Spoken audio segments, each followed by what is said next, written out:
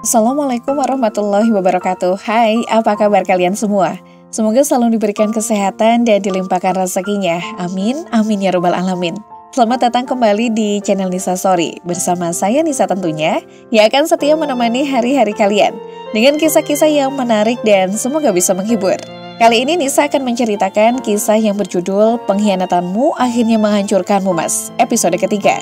Sebelum lanjut ke ceritanya, Nisa berharap untuk subscribe channel ini ya, dan aktifkan juga lonceng notifikasinya, biar kalian gak ketinggalan cerita terbaru dari Nisa.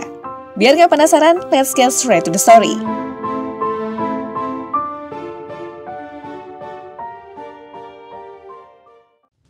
Laura, pulang kamu sekarang, jangan membangkang. Saya tunggu kamu di rumah. Bentak Mas Alif dengan suara yang menggelegar. Sampai-sampai suaranya terdengar juga oleh ibu di sebelahku. Telepon dimatikan secara sepihak olehnya. Sepertinya Mas Alif benar-benar marah padaku. Tak ada lagi sifat lembutnya, bahkan dia memanggil namaku tanpa awalan dek. Bulir bening membasahi pipiku. Tenang nak, ada ibu di sini. Ucap ibu sambil mengusap punggungku. Kuseka bulir bening yang mengalir dengan kasar. Dengan rasa yang berkecamuk, kuhidupkan kembali mesin mobil dan bergegas untuk sampai ke rumah, ingin melihat apa yang akan dilakukan Mas Alif padaku. Tanpa sadar, mobil kulajukan dengan kecepatan tinggi, hingga suara teriakan menyadarkanku. Laura sadar, di dalam mobil bukan hanya satu nyawa. Bentak Tiara diiringi dengan teriakan yang melengking. Aku lalu mengerem mobil secara mendadak dan mengucap istighfar berkali-kali. Jangan begini Lau, kamu bisa saja mencelakai orang yang berada di sini. Bentak Tiara masih dengan amarahnya. Aku mengusap wajah dengan kasar, kutatap ibu dan Binarti bergantian. Lihat mereka seperti syok dengan apa yang terjadi. Aku benar-benar menyesal atas tindakanku yang terkesan emosional. Bu, Laura minta maaf. Ucapku, pegang tangan ibu hanya dingin yang terasa. Ibu masih saja belum bersuara. Begitupun dengan Binarti. Aku meminta maaf dengannya dengan tulus. Binarti mengangguk yang mengerti akan kecemasanku. Setelah keadaan ibu terlihat kembali baik-baik saja, aku lalu menjalankan mobil kembali. Saat sampai di pekarangan rumah, aku sudah melihat Mas Alif berdiri di depan pintu sambil bersidekap dada. Sedangkan wanita penggoda itu berdiri di belakang Mas Alif dengan raut wajah yang kurasa sengaja dibuat seakan-akan ketakutan. Sungguh luar biasa bukan akting wanita itu, sangat-sangat memesona. Aku turun dari mobil sambil menggandeng lengan ibu. Ibu terlihat menatap Mas Alif dengan pandangan yang entah. Sedangkan Mas Alif menatapku dengan amarah yang terpendam. Dari mana aja kamu? Tak Mas Alif, saat kakiku baru saja menginjak di pelataran rumahku. Pantai, jawabku singkat. Aku menyenggol bahu Mas Alif yang menghalangi jalan kami. Kutatap wanita itu sinis, lalu melangkah menuju ruang tamu. Ngapain kamu kesana, ha? Mas Alif menyusul di belakang sambil berteriak padaku. Menurutmu, apa yang dilakukan orang yang pergi dari rumah ketika dalam keadaan kacau dan menyakitkan? Tanyaku tanpa menatapnya. Namun tak dapat dipungkiri degup jantung berdetak tak beraturan. Sebenarnya ada rasa takut yang menjalar dalam diri ini. Kenapa kamu berubah, dek? Terdengar lirih suara Mas Alif. Aku mengalihkan pandanganku padanya. Mas Alif terlihat kacau dengan dasi yang berantakan dan juga rambut seperti tak disisir. Aku berubah? Tanyaku sambil tersenyum miring. Sudahlah mas, kujelaskan juga kamu tak akan pernah mengerti. Bukankah kamu terlalu egois? Selalu merasa benar sendiri, ucapku padanya. Apa kamu belum puas menyakiti anak saya, Alif? Ibu tiba-tiba bersuara begitu. Mas Alif nampak terkejut lalu membuat ekspresi wajah sewajarnya. Apa maksud ibu? Tanyanya lemah lembut. Belum puas kamu membawa wanita lain dalam rumah ini, lalu membuat luka di hati anak saya. Dan dengan santainya kamu bertanya, mengapa anak saya berubah? Tak bisa berpikirkah kamu? Tunjuk ibu pada Mas Alif. Mulut Mas Alif menganga membentuk huruf O. Apa ibu? Ya, saya sudah mengetahuinya sebelum kamu berkata jujur pada saya. Teriak ibu dengan sangat keras. Hati seorang ibu mana yang tak sakit melihat anaknya disakiti oleh orang yang selama ini dipercayai dapat melindungi? Dari mana ibu tahu? Mas Alif bertanya dengan nada gugup. Pandangannya beralih padaku. Dek, kamu hening. Mas Alif tak melanjutkan ucapannya. Namun sepertinya dia sudah menduga bahwa aku memberitahukan ibu. Bukan, tapi istri keduamu sendiri yang mengakuinya. Ucap ibu penuh penekanan. Mas Alif mengepalkan tangannya erat. Dia lalu menatap wanita itu dengan pandangan nyalang. Wanita itu menggeleng cepat seakan-akan tak berani dengan tatapan Mas Alif. Tidak Mas, aku tak memberitahukannya. Bukankah sudah kubilang padamu Mbak Laura yang memberitahukan itu semua? Dia juga menamparku dengan sangat keras Mas. Wanita penggoda itu mengadu pada Mas Alif. Ya bahkan sampai mengeluarkan air mata buayanya. Lihatlah Mas, pergelangan tanganku sampai berdarah terkena kuku panjang dari Mbak Laura. Ucapnya lagi sambil memperlihatkan pergelangan tangannya. Aku mengernyitkan dahi heran, begitu pula dengan Mas Alif. Laura tak pernah memanjangkan kukunya, jawab Mas Alif pelan. Wanita itu terlihat gelagapan. Tapi kuku Mbak Laura sedikit panjang Mas, coba Mas lihat sendiri. Bahkan rambutku sampai rontok karena ditarik oleh Mbak Laura Mas. Mereka menganiaya aku di sini, aku ingin pulang saja Mas. Teriak wanita tak tahu malu itu. Mas Alif terduduk di sofa lalu mengusap wajahnya dengan kasar. Wajahku pun tak luput dari sasaran amarah mereka, Mas. Mbak Laura memukulku Diam! Teriak Mas Alif yang membuat kami seisi rumah terkejut. Bisakah kalian akur sehari saja? Aku merasa gagal menjadi suami di sini. Ucap Mas Alif. Kau memang sudah gagal menjadi suami, Liv. Kamu sudah mengkhianati ikatan janji sucimu dengan putri saya, Laura. Sahut ibu. Mas Alif menatap ibu dengan tajam. Jangan tatap ibuku seperti itu, Mas. Ucapku dengan geram. Bukannya mengalihkan tatapan, Mas Alif malah semakin menatap ibu dengan nyalang. Bergegas aku ingin berdiri duduk di depan ibu, namun tanganku terlebih dahulu dipegang. Ibu mengisyaratkan aku untuk tetap tenang. Kehadiran ibu di sini hanya membuat keluarga saya terpecah belah, Bu. Karena ibu tak datang, mungkin Alif pasti bisa mengatasi ini semua. Ucapnya dengan suara yang tertahan. Saat ibu memperlakukan Debbie layaknya pembantu, Alif diam. Karena Alif sadar ibu masih mertua Alif. Tapi ketika Alif mendengar sendiri dari suara isak tangis Debbie, bagaimana cara ibu memperlakukannya? Benar-benar membuat Alif hampir kehilangan kesabaran. Ucap Mas Alif masih dengan suara yang tertahan di tenggorokan. Wajar dong, karena saya taunya dia adalah pembantu baru di rumah ini. Dan asal kamu tahu, seandainya saya tahu lebih awal bahwa dia adalah istri keduamu, mungkin saja saya tak akan izinkan dia menginjakkan kaki di rumah anak saya. Ibu berbicara tak kalah tegas dari Mas Alif. Suasana di ruang tamu terasa mencekam. Aku takut Mas Alif berbuat nekat lalu menyakiti kami yang berada di dalam rumah ini. Dan kamu, Dek, saat ibumu datang, Mas lihat sikapmu semakin berubah. Ibumu hanya membawa pengaruh buruk untukmu. Ucap Mas Alif menatapku. Aku malah bersyukur ibuku datang. Setidaknya ibu dapat melihat bagaimana kelakuan menantunya yang dulunya disayang dan dibangga-banggakan. Ini berubah 100 derajat saat bertemu orang baru. Jangan salahkan ibuku atas ini semua, tapi salahkan dirimu sendiri, karena kamulah yang membawa bencana. Ucapku dengan tegas sambil menunjuk dirinya. Aku tahu ini adalah sikap yang kurang ajar, tapi lebih menyakitkan lagi ketika ibuku dihina, aku malah diam saja. Di mana cincin pernikahan kita? Ucap Mas Alif mendekat dan langsung memegang telapak tangan kananku. Apa kamu menjualnya, Dek? Di mana? Di mana kamu menjualnya? Tanya Mas Alif masih menatap telapak tanganku dengan sendu. Dia ada, biar ku ambilkan. Aku menghempaskan tangan Mas Alif kasar, lalu berdiri dan melangkah menuju kamar. Dalam kamar bukan hanya cincin pernikahan yang kuambil, pakaian Mas Alif pun kumasukkan ke dalam koper miliknya. Maaf Mas, kali ini biar aku yang memilih jalan sendiri, batinku. Tatapan orang yang berada di ruang tamu ini beragam. Ada yang menatapku dengan tatapan bingung, heran, dan yang lebih menakjubkan, Mas Alif menatapku dengan tatapan biasa saja. Apa maksudnya ini, Dek? Raut wajah Mas Alif perlahan berubah, matanya terlihat memerah. Kuambil telapak tangan Mas Alif, lalu memberikan kotak cincin itu padanya. Berikan saja padanya, Mas. Anggap saja ini adalah hadiah pernikahan kalian. Ucapku sambil tersenyum menatap Mas Alif. Aku melirik sekilas kepada wanita penggoda itu di ujung sana. Ada senyum yang muncul di bibirnya. Tidak, Dek. Ini milikmu. Aku bahkan dengan sangat bahagia dulu membelikannya untukmu. Aku membelikan ini saat pertama kali mendapat gaji di tempatku bekerja. Jawabnya sambil memegang bahuku. Maaf Mas, anggap saja aku sudah mengikhlaskan semuanya. Kamu sekarang bisa bersama dengannya. Tak ada lagi gangguan dariku atau dari ibuku. Jawabku pelan. Pegangan Mas Alif pada bahuku kian melemah. Silakan kamu pergi Mas, dan bawa wanita itu keluar dari rumah ini. Ucapku tanpa menatapnya. Hening. Baiklah Dek, Mas akan pergi. Setahu kamu sedang tak baik-baik saja. Tapi ingat, Mas akan tetap kembali membawa secercah harapan untuk kebahagiaan kita. Ucap Mas Alif lalu mengambil kopernya dengan kasar. Dia berjalan melewati ibu dan langsung menggandeng wanita penggoda itu. Tanpa sadar, Mas Alif tak tahu bahwa pakaian wanita penggoda itu masih berada di dalam kamar. Biarlah, mungkin minta dibakar, pikirku. Hancur sudah hidupku. Seseorang yang benar-benar begitu berarti perlahan ingin pergi. Aku menyesal. Aku benar-benar sangat menyesal. Aku tahu bahwa di sini akulah yang mempunyai andil paling besar untuk menyakiti. Aku juga tahu semuanya terjadi karena aku yang memulai lebih awal. Kupatahkan hatinya berkali-kali tanpa rasa iba sedikit pun.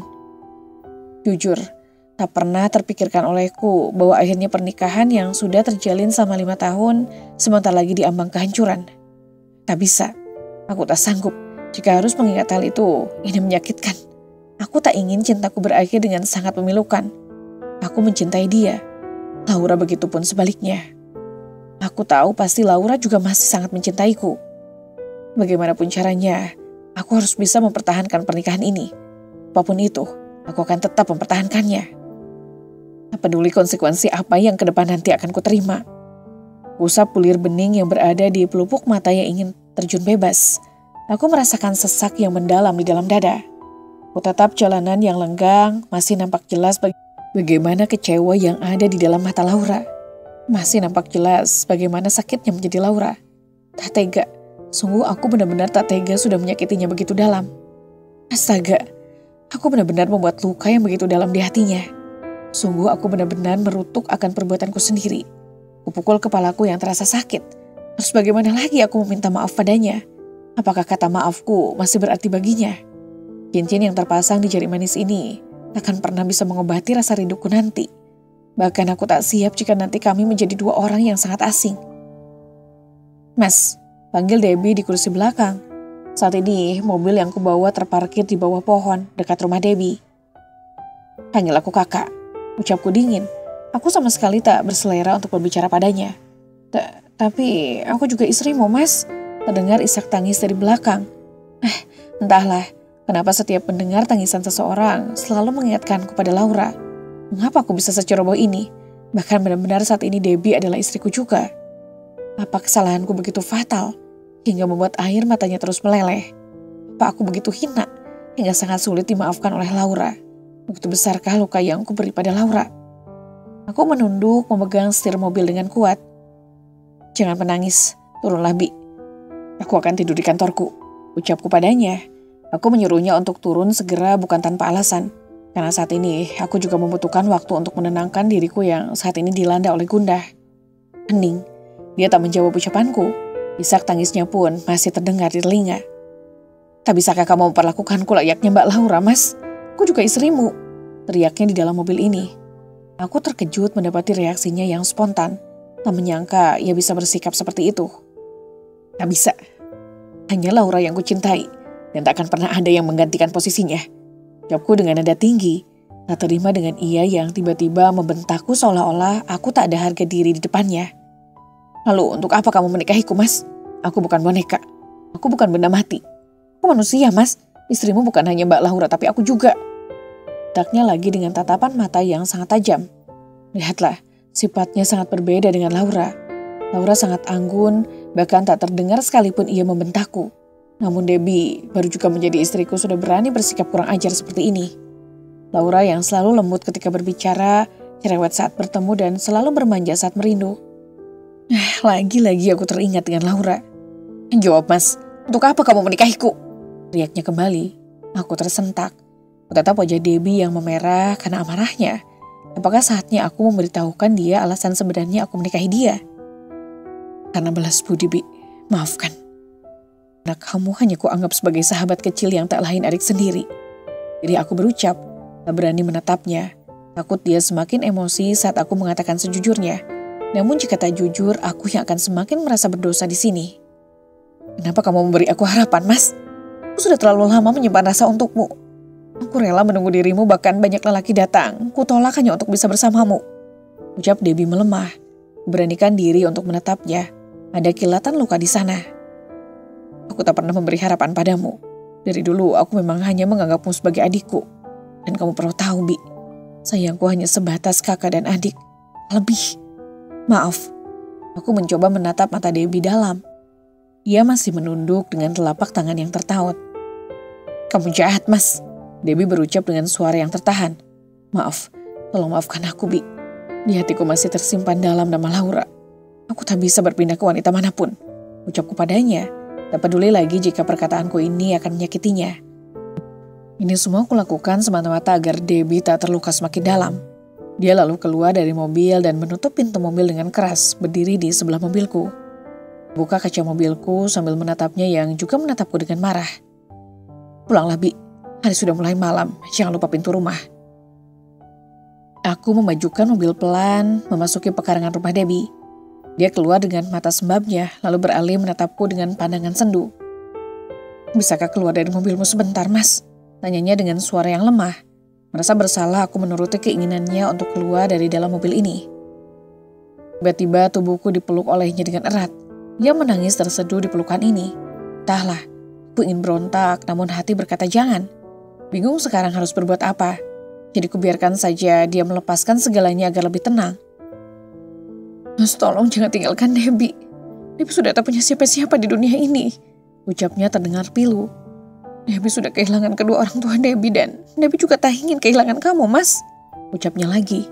Kuangkat tanganku lalu mengusap punggung belakangnya perlahan. Kakak akan menjagamu karena itu sudah menjadi kewajibanku. Tapi maaf, untuk hati aku masih belum bisa berbagi. Ucapku padanya. Tak masalah, Mas. Tapi tolong, tetaplah selalu berada di sisiku. Aku tak bisa bila harus kehilanganmu lagi. Ucapnya. Iya, kau harus tahu, Debbie, mengapa aku bersikeras menjagamu. Karena orang tuamu berperan besar di perusahaan maupun dalam kehidupanku dan ibuku. Ayahmu dengan senang hati membantuku dan ibu untuk bangkit.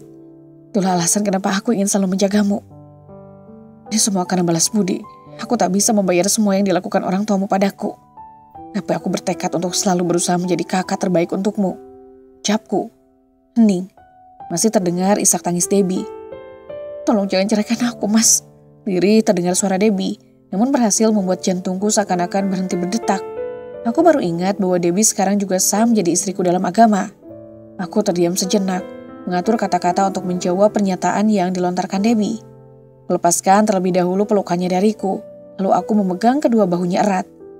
Dengarlah, Bi, tolong jangan kecewa. Jika dengan menceraikanmu bisa memperbaiki rumah tanggaku, maka akan kulakukan itu. Maafkan aku jika harus menyakiti hatimu. Ucapku padanya. Jangan, Mas, please. Aku mohon, bertahanlah. Ucapnya ingin memeluk, namun segera kuhentikan. Tak, Bi, 2 bulan saja, Mas. Setelah itu mari kita berpisah. Ucapnya menatapku dalam. Tolong, Mas, wujudkan impianku untuk menjadi istri seseorang yang selalu kuimpikan.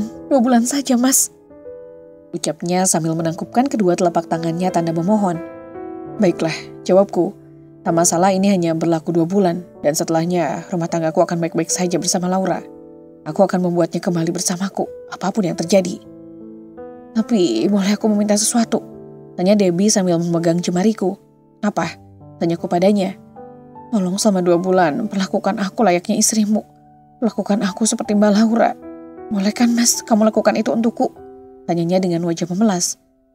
Aku tak yakin, Bi. Ujarku. Please, Mas, hanya 2 bulan. Bisakah aku mendapatkan perlakuan yang sama seperti Mbak Laura? Ucapnya lagi. Baiklah, akan kucoba. Jawabku. Setelah itu Debbie memeluk erat, sangat erat. Seperti tak ingin pernah melepaskan. Sudahlah. Intinya ini hanya 2 bulan saja. Tak apa yang terjadi, aku sama sekali tak ingat.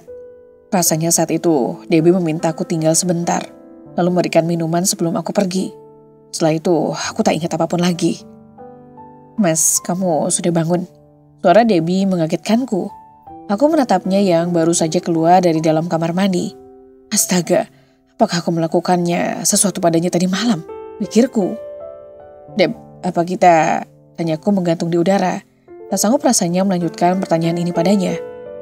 Kenapa, Mas? Dia bertanya balik padaku. Terlihat kulitnya yang mulus. Debbie yang berdiri dengan balutan handuk di tubuhnya membuatku bergidik ngeri membayangkan apa yang terjadi. Walaupun kami sudah sah, entahlah, aku tak berniat sedikit pun menyentuhnya. Kenapa aku bisa berada di kamar ini? Apa kita tidur bersama? Tanyaku tak sabaran. Kamu ini bicara apa, Mas? Bukankah tadi malam kamu sendiri yang meminta untuk menginap di rumahku? Dikarenakan hari yang mulai malam, ucapnya diiringi kekehan kecil. Apa benar begitu? Demamku pelan. Lah iya, lagi pula aku istrimu, Mas. Kita hanya tidur bersama tadi malam. Andai kamu meminta lebih, pasti juga akan kuberikan. Debbie menatap jari-jari tangannya yang saling bertautan. Bicara apalah kamu ini Debbie. Jangan berandai-andai, itu hanya akan membuatmu menjadi lebih berharap padaku. Aku tak ingin membuat Debbie larut dalam pembicaraan yang sama sekali tak kuinginkan. Oh ya, sudah jam berapa sekarang Deb? Aku ingin segera pulang ke rumah. Ucapku mengalihkan pembicaraan. Aku bergegas turun dari ranjang, tapi masuk duduk di sisi ranjang. Mas, teriak Debbie mendayu. Ia berjalan mendekatiku. Bulu kuduku merinding, bergegas aku berdiri dan langsung masuk ke kamar mandi, tanpa memedulikan dia yang menatapku penuh dengan sendu. Sial, kenapa harus terjebak di sini, batinku. Bergegas aku menyelesaikan kegiatan mandiku. Setelah selesai, kubuka pintu kamar mandi perlahan. Tak ada Debbie, berarti aman. Aku segera merapikan pakaian untuk berangkat kerja ke kantor hari ini. Aduh, biasanya Laura yang menyiapkan segala keperluanku. Namun sekarang aku harus menyiapkan ini semua sendiri. Si Debbie juga gak peduli. Harusnya tanpa diberitahu, dia bisa menyiapkan keperluanku. Sudahlah, mengomel tak akan bisa menyelesaikan masalah. Apalagi Debbie ini tipikal wanita yang mudah sekali menangis. Sangat berbeda dengan Laura. Tapi jujur di sisi lain, aku senang Debbie seperti ini. Jadi aku sebagai lelaki merasa berguna juga. Buru-buru aku keluar kamar saat bergegas ingin membuka pintu luar. Terdengar teriakan yang melengking. Mas Alif! Mau tak mau kuhentikan langkahku. Ada apa? Tanyaku padanya yang sedang duduk di meja makan. Sarapan dulu. Aku baru saja membuatkan nasi goreng untuk sarapan kita. Ucapnya dengan senyuman lebar. Aku melangkah lesu baru ingat bahwa sejak diusir Laura aku sama sekali belum makan. Tak ingin mengecewakan dia untuk kedua kalinya. Aku langsung saja duduk di meja makan. Ini mas, Debbie bikin sendiri spesial untuk pengantin baru. Ucapnya yang membuat mataku melotot. Apa? Tanyaku padanya. Kan emang kita pengantin baru, ucapnya gugup. Oke. Aku melirik nasi goreng yang di hadapanku. Ini beneran nasi goreng kan? Tanyaku mengerjit heran menatap nasi goreng yang berwarna hitam. Lah, iya, aku lihat tutorial masaknya di YouTube, Mas.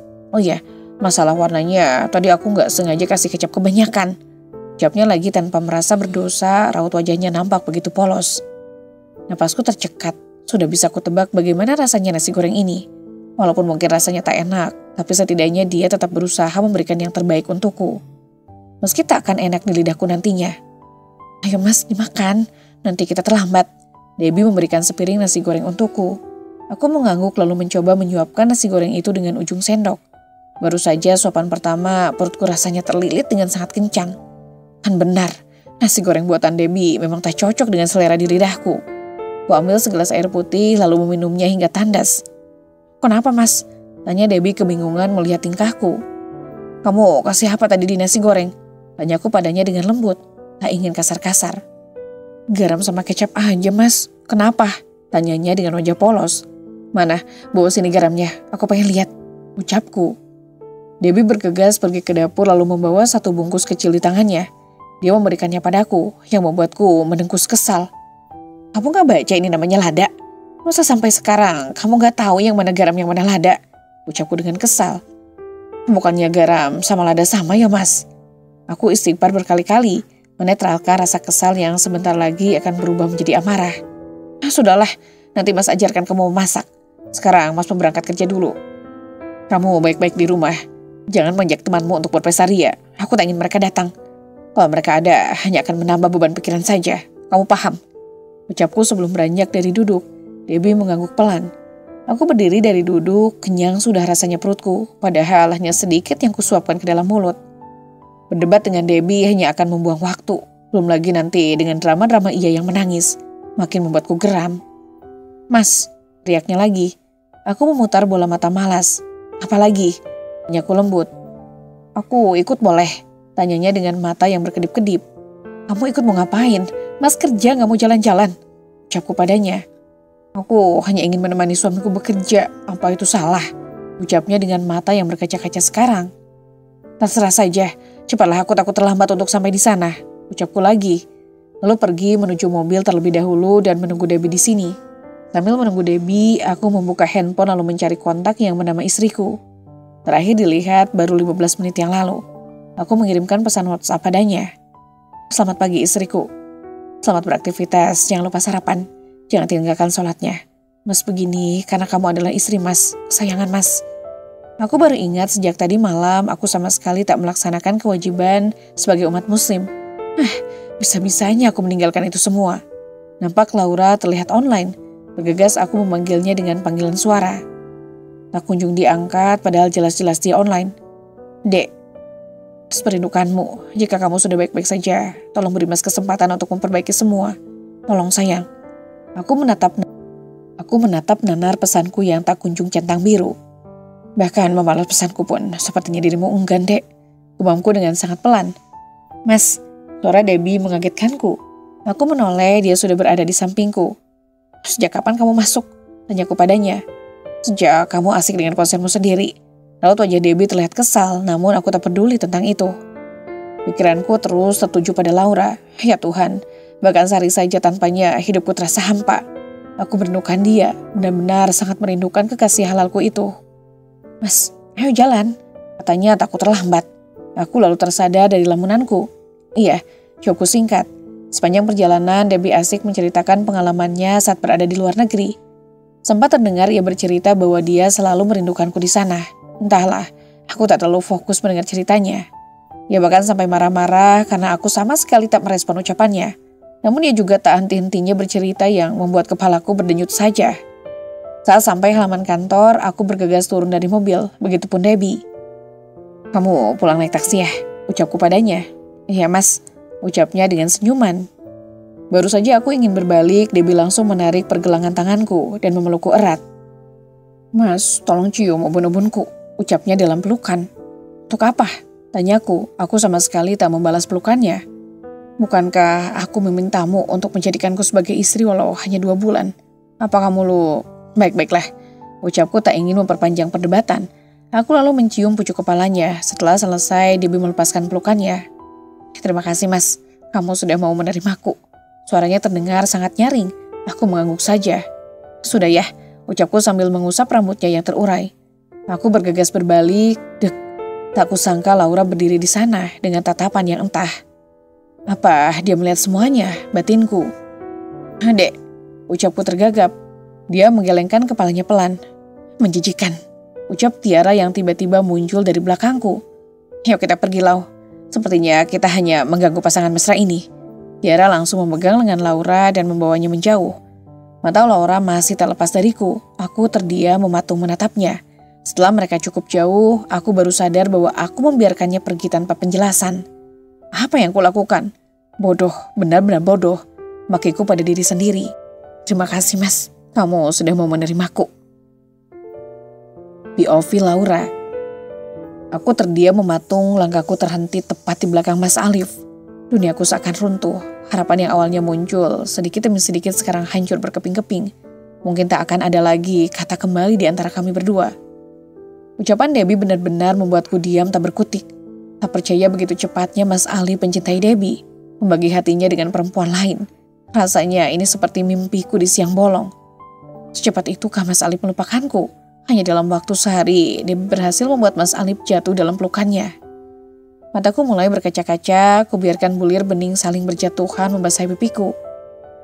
Sudah ya, suara Mas Alif berhasil membuyarkan lamunan panjangku. Lagi-lagi pemandangan yang menyakitkan terpatri tepat di depanku. Belayan lembut pada rambut Debbie seakan-akan memberitahukanku bahwa inilah saatnya aku mundur. Inilah saatnya aku tak boleh berharap apa-apa lagi pada hubungan rumah tangga kami. Mas Alif lalu berbalik, nampak raut keterkejutan di wajahnya. Dek, suaranya terdengar tertahan. Ia menatapku dengan dalam. Ia berjalan mendekati, tapi segera ku angkat lapak tangan mengisyaratkan agar dia tetap berdiri di tempatnya. Aku menggelengkan kepala dengan pelan. Rasa kecewa benar-benar terasa sekarang. Hatiku sakit. Tak ada wanita yang benar-benar bisa ikhlas melepaskan sosok yang begitu dicintainya. Jika mereka terlihat bahagia, pastilah bahwa itu adalah bahagia yang sesungguhnya. Karena sejujurnya walau mereka terlihat bahagia, ada luka yang berulang kali dijahit tapi masih tetap menganga. Menjijikan. Suara Tiara seperti menggema memenuhi indera pendengaranku. Yuk kita pergi Lau. Sepertinya kita hanya mengganggu pasangan mesra ini. Tiara menarik lenganku dan membawaku menjauh. Mataku masih tak lepas dari mata Mas Alif. Tubuhku rasanya sangat lemas, hingga berjalan pun terasa susah. Aku berpaling lalu menghapus air mata yang semakin deras mengalir. Kuat Lau, bisik Tiara tepat di telingaku. Niatku kesini ingin mengajaknya berdamai, memberikan dia dua pilihan, Ra. Tapi aku tergagap, dadaku benar-benar terasa sesak. Lihatlah, bahkan saat aku pergi membawa luka, ia hanya terdiam dan tak berniat mengejarku. Sakit, Ra. Aku memukul dadaku berkali-kali mencoba menghilangkan sesak di dada. Tiara menunggu taksi yang kami pesan melalui online. Laura, panggil seseorang di belakangku. Suaranya benar-benar kurindukan, namun raganya sekarang tak dapat kugenggam. Kusentuh pun sepertinya tak akan bisa. Terdengar langkah kaki yang mendekat, aku enggan untuk berbalik menatapnya. Hatiku sungguh sakit melihat pemandangan di depan kantor tadi. Dek, maafkan Mas, jawabnya lembut di belakang. Plak, lepas, bentak Tiara seiring terdengar pukulan keras. Maafmu tak akan bisa mengembalikan air mata berharga milik Laura. Tugasmu selesai, Liv. Aku melihat Tiara di sampingku, napasnya terlihat naik turun. Apa maksudmu? Dek, jelaskan. Lihatlah ke sini sebentar. Ucapnya masih berusaha menghentikan langkah kaki ini. Aku menghapus sisa air mata yang berjatuhan dengan kasar. Apa penjelasanku masih diperlukan? Apa bicaraku masih didengarkan olehmu? Tanyaku diiringi kekehan kecil. Harusnya hari ini aku bahagia karena kedatanganku ingin mengajakmu berdamai, membangun kebahagiaan kembali. Berharap keluarga kecil ini masih bisa diperbaiki. Namun ternyata akulah yang diberi kejutan. Kejutan yang amat-amat sangat menyakitkan. Puas kan kamu? Tanyaku padanya dengan senyuman yang membuat mata berkaca-kaca. Aku pikir kamu memang tak mencintainya. Tapi nyatanya nama dia mulai tertulis perlahan di hatimu. Kamu Tidak, aku tak pernah mencintai Debbie. Aku masih sangat mencintaimu, Dek. Teriak Mas Alif langsung memegang kedua bahuku. Kutunjuk dada bidangnya. Mulutmu berkata tidak, tapi mata dan hatimu berkata bahwa benar. Dia mulai perlahan masuk ke dalam singgasana hatimu. Namaku mulai terkikis perlahan.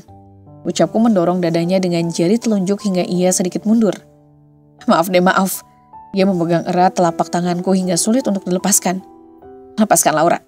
Tiara mencoba melepaskan tanganku dari Mas Alif.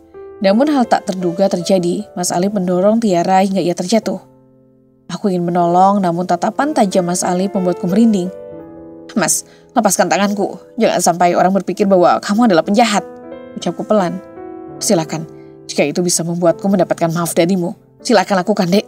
Ucapnya dengan suara bergetar. Aku rela dipukuli banyak orang agar bisa membuktikan betapa berharganya kamu bagiku. Tambahnya, Mas Alif yang kulihat sekarang benar-benar menakutkan. Dia tak lagi lembut, bahkan berlaku dengan kasar. Lepaskan, Mas. Aku memohon padanya. Tidak, Dek. Tidak, Dek. Mas Alif berteriak, wajahnya seperti monster. Orang-orang mendekat lalu mencoba melerai. Jangan ikut campur, ini bukan urusan kalian. Bentak Mas Alif pada mereka yang berusaha melerai. Mas, jangan seperti ini. Aku takut melihatmu. Ucapku terisak. Taksi online yang kami pesan tak kunjung juga datang. Lepaskan, Pak. Anda menyakitinya. Jangan seperti ini, Pak. Ibu ini kesakitan. Anda bisa saya laporkan loh, Pak. Banyak yang berbicara mencoba agar Mas Alif melepaskan cekalannya padaku. Tangisanku semakin terdengar nyaring. Mas Alif benar-benar berubah. Mas, tanganku sakit. Aku semakin menangis. Mas Alif tiba-tiba tersadar lalu melepaskan lenganku yang sekarang terlihat memerah. Tiara segera menarikku dan memelukku. Dek, apa kau terluka? Biar Mas obati. Ucapnya terlihat khawatir. Dengan itu taksi yang kami pesan sampai. Aku bergegas masuk ke dalamnya tanpa berbicara sepatah kata. Kaca mobil digedor-gedor Mas Alif. Aku bergegas menyuruh sopir untuk segera meninggalkan lokasi ini. Lau, maaf aku tak bisa melindungimu. Aku diam masih dengan pikiranku. Lau, tolong jangan menangis. Air matamu berharga, jangan karena... Kamu tak tahu bagaimana jadi aku, Ra. Tolong jangan langsung menebak. Bibirku tak bisa menjelaskan apa yang kurasakan, Ra. Jadi mohon dengan sangat, biarkan air mata ini mengalir dengan bebas. Ucapku sambil menatap luar kaca mobil. Maaf, Lau, menangislah. Maafkan aku yang melarangmu. Air mata memang selalu berteman dengan wanita. Ucapnya. Aku hanya mengangguk mengiyakan ucapannya. Jadi... Jangan ajak aku bicara sekarang. Aku ingin tidur. Bangunkan aku jika sudah sampai di rumah. Ucapku menoleh pada Tiara. Tiara mengusap punggung tanganku. Aku memejamkan mata menghindari percakapan yang bisa saja menguras emosiku. Walau sebetulnya mata ini tak benar-benar terpejam. Masih terlihat Tiara yang mengusap sudut matanya.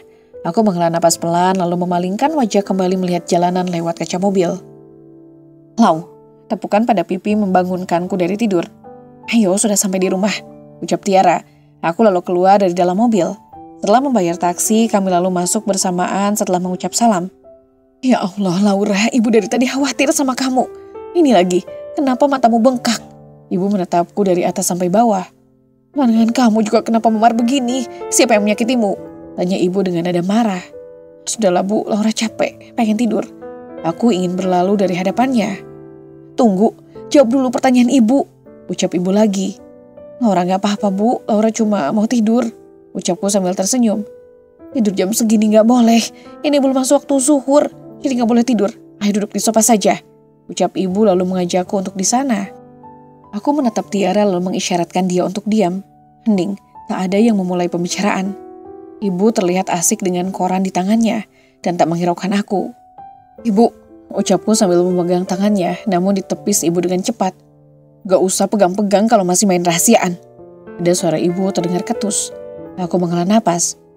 Laura, ke kantor Mas Alip, Bu. Aku menatap ibu, koran di tangannya langsung dilepaskan begitu saja. Ngapain? Kamu disakiti dia lagi? Ibu kan sudah bilang tak usah menemuinya lagi. Kenapa kamu gak mau dengar ibu? Bentak ibu padaku. Aku meringis menyesali apa yang kulakukan. Ini pasti juga karena gara-gara Alif, ucap ibu dengan geram. Kamu kenapa gak mau dengerin ibu sih, Nak? Ibu mengeluh terdengar hembusan napasnya yang kasar. Ibu berdiri lalu mengambil kotak P3K, lalu mengoleskan betadin pada lenganku. Laura masih mencintainya, Bu. Aku menatap memar yang berada di lenganku. Gerakan tangan ibu berhenti. Cinta memang indah, tapi gak harus membuatmu menjadi bodoh, ucap ibu dengan dingin. Au, teriakku ketika jempol ibu menekan lenganku yang membiru. Sakit. Dia sudah kasar. Ayahmu saja tak pernah memperlakukanmu begini. Cinta boleh, bodoh jangan, tegas ibu. Ia lalu berdiri dan meninggalkanku yang terpaku mencerna ucapannya. Benar kata ibu Lau, jika hanya kamu yang berjuang, cinta juga tetap akan menghilang. Tiara memegang bahuku, hanya dia sosok yang selalu ada selama ini, selama aku didera oleh masalah. Apa aku bodoh, Ra? Tanyaku sambil menatapnya. Aku merasa sangat tak berguna karena sampai sekarang masih tak bisa menghaluskan rasa cintaku pada dirinya. Hampir, ucap Tiara diiringi kekehan kecil. Kamu hanya akan melukai hati ibu saja, ayahmu juga akan terluka jika melihat putri kesayangannya dihancurkan berkeping-keping, ucap Tiara lagi. Terdengar bunyi pintu yang diketuk dari luar. Biar aku yang buka, ucap Tiara. Kalau Mas Alip suruh dia pulang saja, Ra. Aku menatapnya dengan sayu. Tiara mengangguk sambil menampilkan senyumnya. Aku mengambil gawai dari dalam tas yang kubawa tadi. Banyak pesan masuk dari Mas Alif dan juga beberapa panggilan darinya. Tak ingin terlihat bodoh lebih lama, aku memilih untuk memblokir seluruh sosial medianya. Tak ingin diganggu kembali olehnya. Ternyata antara bodoh dan cinta itu beda tipis. Gumamku sambil terkekeh. Laura, aku menatap seseorang yang memanggil namaku. Dek, aku mematung menatap orang itu. Dia adalah mama mertuaku. Apa yang akan kukatakan sekarang? Mama, ucapku dengan suara yang hampir tak terdengar. Wah, Bu Besan. Ibu tiba-tiba muncul dari dapur dan langsung menghampiri Mama. Wah, Besan di sini juga. Aduh, kalau tahu saya dari kemarin-kemarin ke sini, ucap Mama. Mereka lalu berpelukan. Aku berharap ibu tak bicara apapun tentang Mas Ali untuk sekarang. Aku takut Mama kenapa. Bukan kenapa-napa, tapi Mama Mas Ali mempunyai penyakit lemah jantung. Dia tak bisa dikejutkan atau diberi kabar yang bisa membuatnya down. Mama dari Bandung ke sini, masa gak dipeluk? Suara Mama mengagetkan lamunanku. Aku segera berdiri dan tersenyum menatapnya. Aku ikut tertawa walau canggung, tak tahu harus berbuat apa. Mama kok kesini gak bilang-bilang dulu, ucapku padanya. Waktu mau ngabarin kamu, ternyata handphone Mama mati. Udah telepon si Alif aktif, cuman gak diangkat. Jawabnya sambil tertawa. Si Alif mana? Tanya Mama, matanya menerawang ke sana kemari. Raut keterkejutan tak dapat kusembunyikan. Walah, Bu Besan Alif mah udah seminggu berangkat keluar kota. Ada urusan pekerjaan, biasalah. Aku menghembuskan napas, akhirnya ibu membantuku. Aku menatap ibu sambil tersenyum, namun ibu menatapku dengan pandangan yang sulit kuartikan. Duduk dulu Bu Besan, alhamdulillah ya sampainya siang. Ibu lalu mengajak Mama duduk di ruang tamu kami. Iya, soalnya saya agak subuh berangkatnya tadi, untuk ada taksi yang mau jemput, jar Mama. Aku menatap dua orang tua yang berstatus sebagai wanitaku, rasanya tak tega. Rasanya tak tega jika harus menoreh luka di hati salah satunya, namun apa boleh buat. Cepat atau lambat, Mama pasti akan tahu kenyataannya. Dan aku berharap bukan aku orang pertama yang memberitahukan semua. Untayan doa dalam setiap sholat tak mampu mempertahankan cinta yang terbangun. Bila takdir sudah berkata, sakit siapa dapat menduga. Hanya kenangan yang akan tersisa jika sudah terikat dalam sebuah hubungan. Apakah silaturahmi masih akan terjaga? Batinku sambil menatap Mama. Aku hanya takut jika dia mengetahui semua, maka akan memunculkan rasa benci dan kecewa yang sangat mendalam. Apa yang akan terjadi jika Mama mengetahui semuanya? Apa ia akan tetap bersikap seramah ini padaku? Aku tersenyum miris, membayangkan pernikahan yang sebentar lagi akan kandas. Tak dapat dipungkiri, ada rasa sakit, kecewa, dan takut yang menjalar dalam diri ini. Takut akan sesuatu yang terjadi ke depannya. Sepertinya aku harus membuat Mama membenciku agar ia tak terlalu merasa kehilangan saat kepergianku. Laura, panggilan lembut membuatku menoleh. Ada Mama yang tersenyum di sana. Are you okay? Tanya Mama sambil mengangkat kedua alisnya. I'm fine, Mom. Ucapku seraya tersenyum. Apa kau sakit, Laura? Wajahmu sangat terlihat pucat, ucap Mama. Matamu juga terlihat bengkak, apa kau habis menangis? Why? Tanya Mama kembali. Oh ini, Laura hanya kekurangan tidur, Mah. Banyak pekerjaan, jadilah begini, ucapku pada Mama. Oh iya, jangan terlalu bekerja sayang, nanti kamu kelelahan dan jatuh sakit, ucap Mama diiringi kekehan kecil. Jadi kapan nih ngasih cucu buat Mama? Iya nggak besan. Mama menyenggol lengan ibu. Aku terdiam, bagaimana bisa memiliki anak, pernikahan saja sudah di ujung tanduk. Aku menatap ibu meminta tolong agar memberikan jawaban. Saat ini aku tak berani menjawab. Takut memberi harapan jika kami sudah resmi berpisah.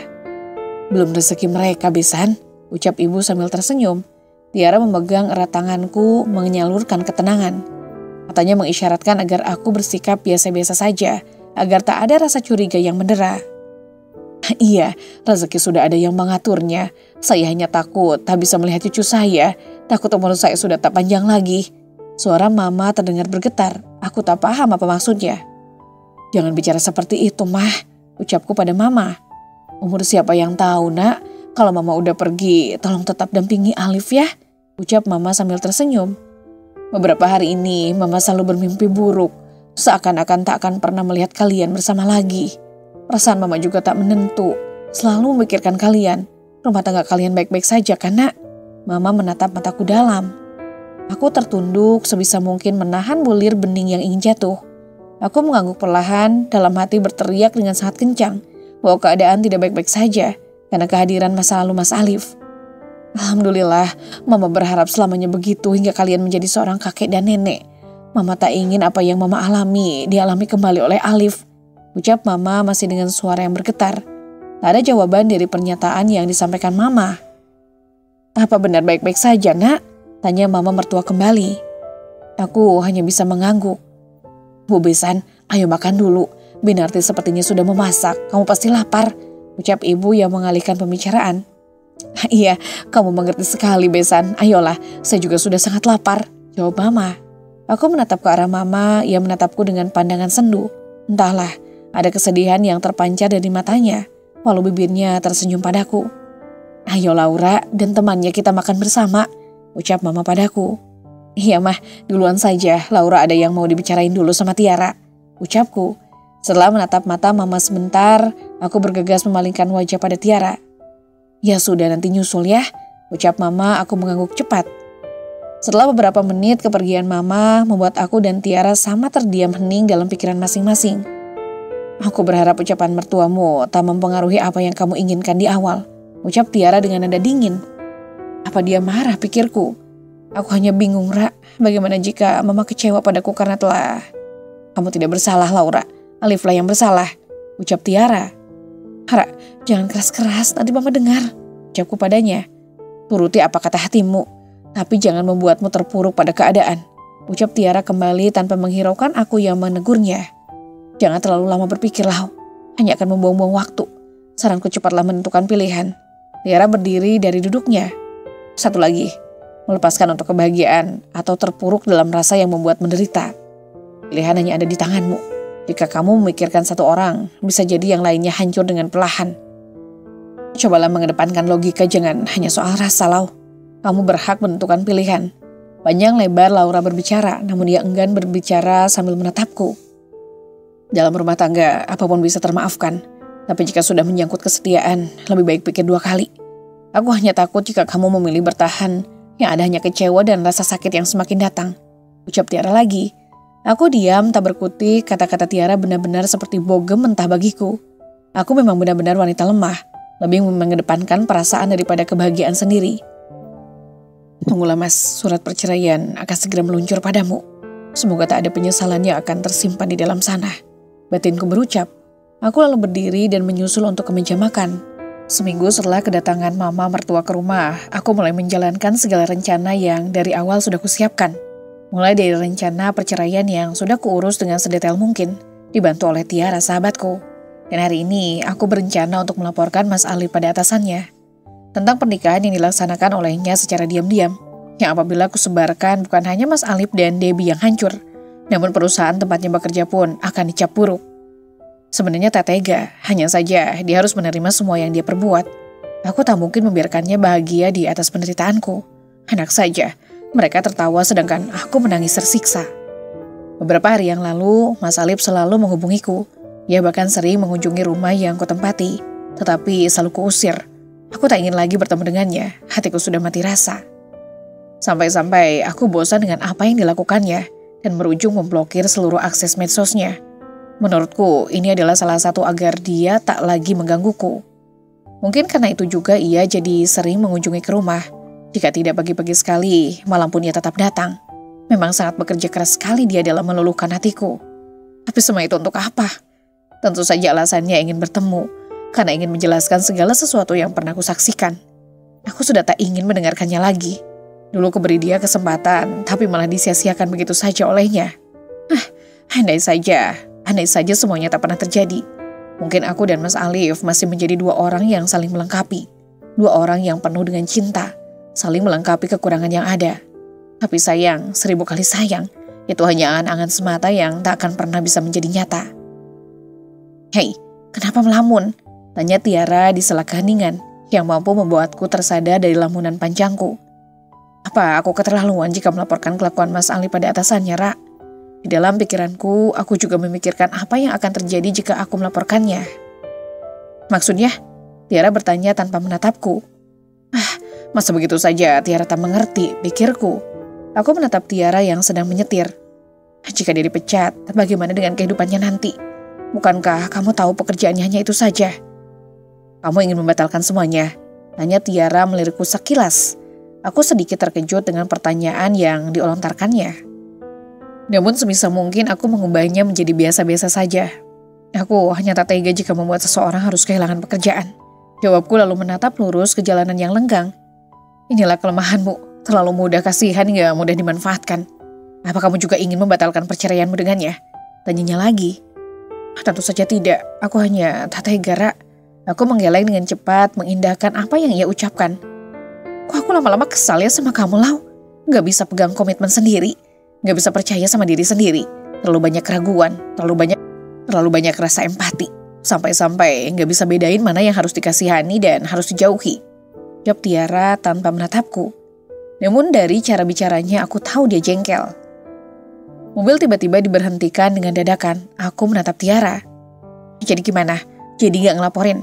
Kalau gak jadi kita pulang aja. Sekalian batalin semua yang udah kita lakuin. Kamu masih sayang kan sama Alif? Ya udah batalin semuanya. Ucapnya. Bukan gitu maksud aku, Ra. Tiara menatapku dengan tajam. Maaf, ucapku, lalu menunduk menyesali perkataanku tadi. Kita udah sejauh ini. Kalau kamu kebanyakan ragu, aku juga jadi gak berselera ngelakuin apa aja. Bukannya cerewet, aku cuma gak suka sama orang yang gak punya pendirian. Ucap Tiara setelah menghembuskan napasnya dengan kasar. Maaf, Ra. Aku berkali-kali mengatakan kata itu, berharap Tiara mengerti apa yang kurasakan. Jadi gimana? Jadi enggak? Jangankan menjawab permohonan maafku, melirik pun sepertinya tak mau. Iya jadi, ayo jalan, ucapku. Hening, mobil melaju melewati jalanan yang lenggang. Tak ada perbincangan hangat yang terjalin di dalam sini. Lumayan lama aku berbicara dengan atasan Mas Alif di kantor. Banyak pertanyaan dan bukti yang diminta olehnya. Dan tentu saja aku menyerahkan apa yang dibutuhkan oleh mereka. Meski dalam lubuk hati aku masih punya rasa empati. Hanya saja tak mungkin aku menghentikannya di tengah jalan. Inilah konsekuensi yang harus diterima Mas Alif. Dia berani memulai, berarti dia harus siap menerima apapun yang akan terjadi ke depannya. Sementara Tiara, sejak tadi perdebatan tadi, ia lebih banyak diam. Bahkan ia memilih untuk tetap di dalam mobil tak ingin menemaniku keluar. Aku bergegas menuju ke parkiran, tempat di mana mobil diparkirkan. Aku menatap Tiara yang sibuk dengan ponselnya. Wajahnya terlihat tegang. "Ra," ucapku.